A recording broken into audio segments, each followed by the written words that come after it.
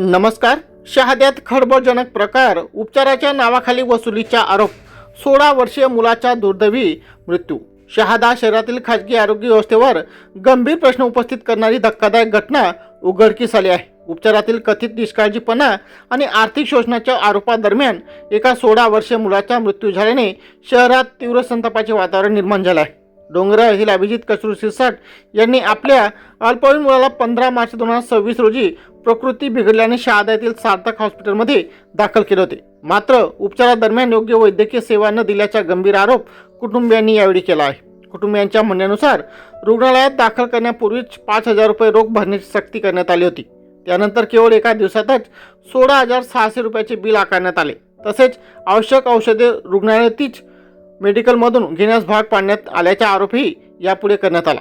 रुग्णाची प्रकृती खालावत असल्याने 16 मार्च रोजी त्याला नंदुरबार येथील जिल्हा सामान्य रुग्णालयात हलवण्यात आले. मात्र तेथे उपचार सुरू असतानाच मुलाचा दुर्दैवी मृत्यू झाला. या घटनेमुळे कुटुंबियांवर दुःखाचा आघात झाला असून परिसरात हळहळ व्यक्त केली जात आहे. या प्रकरणाची दखल घेत इंटरनॅशनल ह्युमन राईट्स संघटनेचे जिल्हाध्यक्ष व पत्रकार आकाश जावरे यांनी नंदुरबार जिल्हा आरोग्य अधिकाऱ्यांकडे लेखी तक्रार सादर केली आहे. या तक्रारीत संपूर्ण घटनेची सखोल चौकशी करून दोषींवर कठोर कारवाईची मागणी यावेळी करण्यात आली आहे. या घटनेनंतर शहरात संतापाची लाट उसळली असून खाजगी रुग्णालयाच्या कामकाजातील पारदर्शकता आणि रुग्णसेवेच्या दर्जावर प्रश्नचिन्ह निर्माण झाले आहे.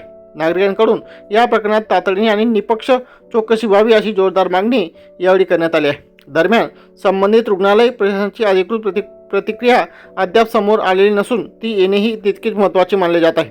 या घटनेचा तपास पुढे सुरू आहे. त्यांच्याशी माझा संवाद झाला. पेशंटला ॲडमिट व्हायला फक्त एकच दिवस झालेला आहे. एक दिवसाचं बिल त्यांनी एकूण 16,000 रुपये काढलेलं आहे. 16,000 रुपये बिल काढल्यानंतर मी त्यांना संपर्क केला की म्हटलं त्यांना परिवाराला 2-3 दिवसाची साईट द्या, ते बिल पूर्ण पेड करतील.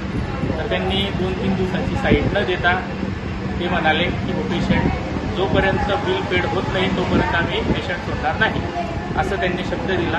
त्याच्यामुळे मी शहादा शहरातील जनतेला आवाहन करतो की सार्थक हॉस्पिटलला पेशंट ॲडमिट करत असताना कुठल्याही गोष्टीचं सर्व गोष्टींची काळजी घेता, त्यांना त्यांच्या बाबतीत पूर्ण माहिती घेता डॉक्टरांबाबतीत की पेशंटला ॲडमिट करण्याच्या आधी काय बिल लागेल किंवा किती खर्च लागेल ती पूर्ण माहिती घ्या. त्यानंतरच पेशंटला इथे ॲडमिट करा, अन्यथा पेशंटला इथे ॲडमिट करू नका, अशी माझी शहादा शहरातील जनतेला आवाहन आहे आणि शहादा तालुक्यातील जनतेला आवाहन आहे.